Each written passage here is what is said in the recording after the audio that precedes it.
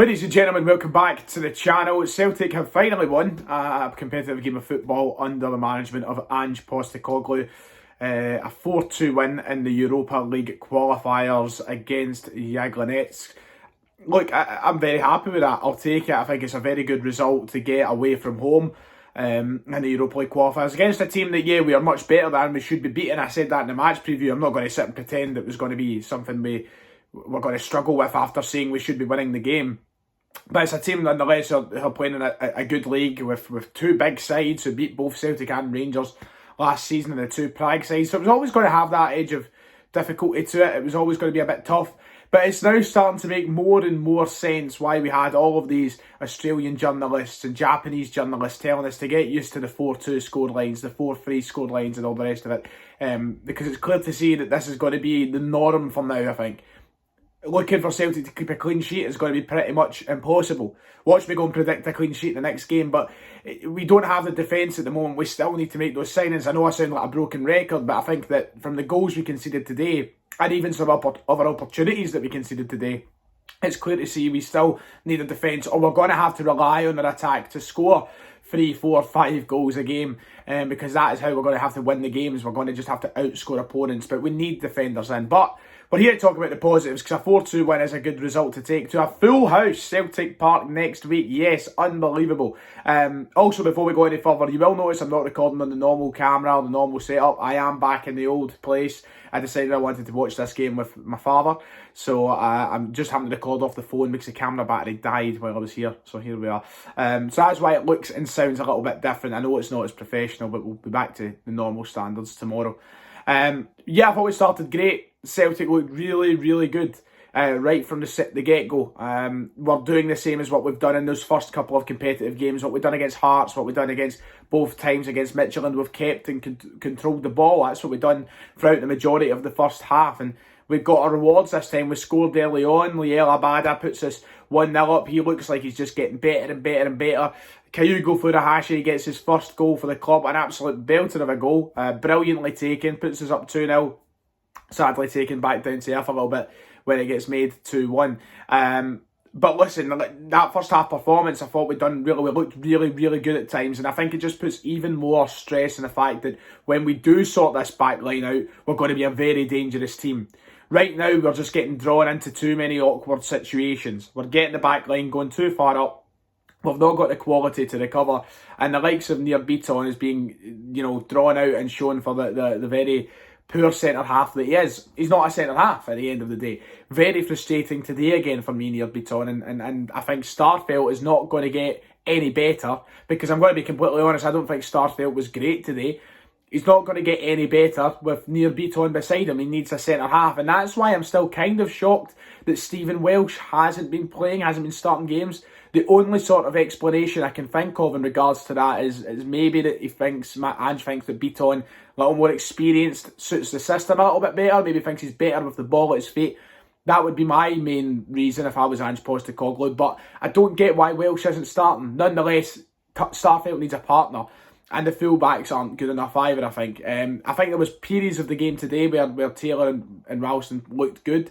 I think Taylor still really does annoy me though, but once again, I feel like I'd be too harsh on Ralston to say he was terrible today, but we do see through this style and through this system that he needs players that are the required quality. We can't afford to go and play people who are not good enough. That's why we're shipping off 2 goals a game. So we do need to make those signings, but we played brilliantly at points in the first half. And Liel Abada is one I want to talk about a lot, and we'll come on to the 3 things at the end of the video, but I feel like he's just looking better and better and better. I'm rapidly falling in love with him. I think he's bringing a lot of quality, a lot of qualities to the Celtic side that we missed last season. The pace on the wing, the quality on the wing. He's brilliant at cutting inside. His shots, I can't remember a shot going off target today. He got his goal, of course, via a rebound, but the first shot was on target. I remember him getting a couple on target throughout the game as well. I feel like he's going to be a superstar for Celtic if he keeps playing the way he is and he keeps getting utilised the way he is. I like him being prioritised at the moment. A lot of questions were raised whether or not it would be him or it would be James Forrest. But right now, I like this importance that's been stressed on. Yeah, let's give Liel Abada the time because he's really shown us what he can do. And Furuhashi, I thought was brilliant as well. His first half performance, I think, took him a little bit to get into it. But when he got the goal, it was a great glimpse of what he's going to offer us. Still think maybe a little bit of weight could be put on. I think a lot of people are saying that, but nonetheless, very happy with the first half. Conceding the goal rapidly was annoying. Joe Hart, could he have done better with the first goal? I think it would be harsh to suggest so. He probably could have, yeah. But I think the blame is more on the defence in that first goal. There's not much Hart could have done. Maybe come out a little bit quicker, put a bit more pressure on the attacker, but I think the back line had left him for dead, to be quite honest, and gave Jablonec the best chance of scoring. Second half, we go up 3-1, straight sailing. I'm thinking to myself, could be tie over. Big Charlie Mulgrew was giving it in co-coms. He was saying that it was game over, tie over.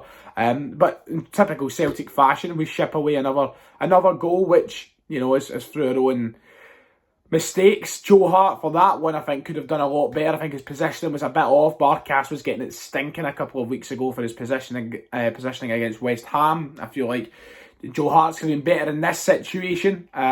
But touching on Joe Hart, I certainly feel like he was decent enough today. I thought he did show a little bit of confidence between the sticks. Maybe a little bit of confidence we've not seen with the likes of Barkas and Bain. I think there's a lot to judge it off. I think judging him off this game would be harsh, considering there's going to be tougher games than this. But I think he could have done a little bit better for the second goal. But the important thing is Christie goes up, gets that fourth goal. And Christie's still fine. I'll follow up players in the park were good today. I think everybody basically got pass marks. For me, I can't think of any players who were really giving me a sore head. Sorrow, a lot of people have been touching on him. I think he is looking a little bit more rash as time goes on. Maybe the honeymoon period of loving Sorrow is coming to an end. But I don't think he was over. I don't think he was dreadful. I don't think we have to over dramatise it. But Christie comes on, gets that last goal, and we're flying 4-2. I'll take that. Going to Parkhead next week. So on to the three things that I think we learned from tonight's game. Of course, I like to throw my own little gimmick into this match review series.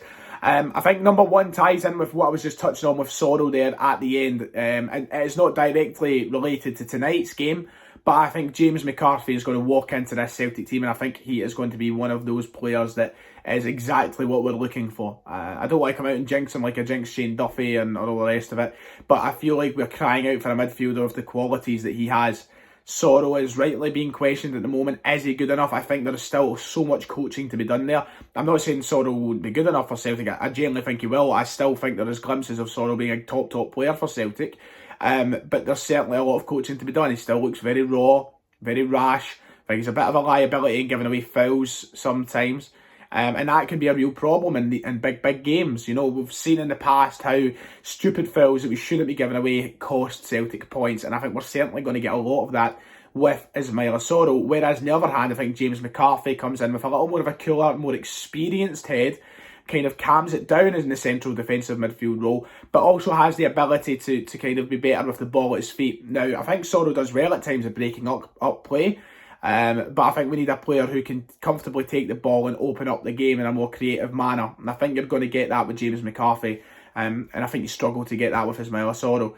I want to see Sorrow still get games. Of course, I was crying out for Sorrow to play over Scott Brown last season. But I think that James McCarthy coming in is a top quality signing for us if we get him playing his absolute best. So, I would love to see James McCarthy come into a Celtic team at the weekend. I think he can walk straight into the team, and I think that with the players ahead of him, whether it be Turnbull McGregor, Christie McGregor, whatever, it's going to work really well for him. I think those dynamics are going to be interesting to watch. Second thing that we've learned is I think honestly Nir Bitton should be playing again. I don't think he's good enough anymore. I know a lot of people have been saying this for a long time, and people might be thinking I'm being over harsh here, but I think he's got far too many mistakes in him.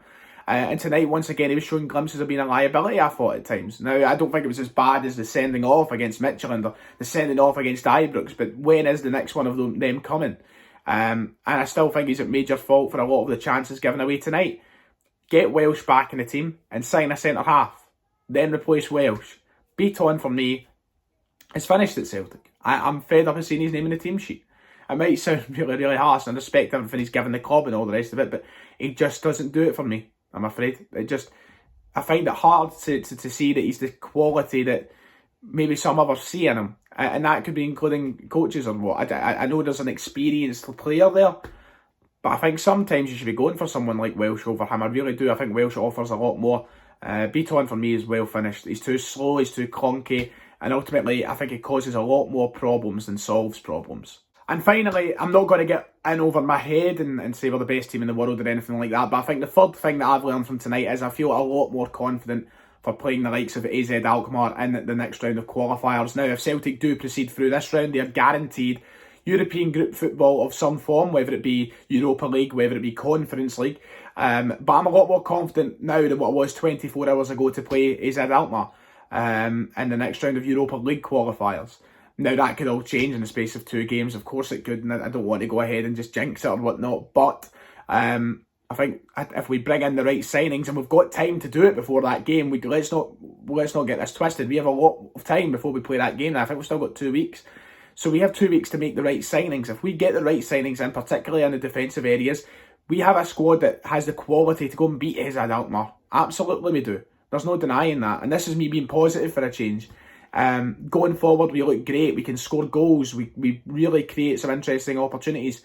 But one thing we need to do, and this kind of ties into this sort of this sort of video, and I've not brought it up yet. We need to stop missing easy chances. If Furuhashi had one today, ball comes to me, smacks it right over the bar for about 3 yards out.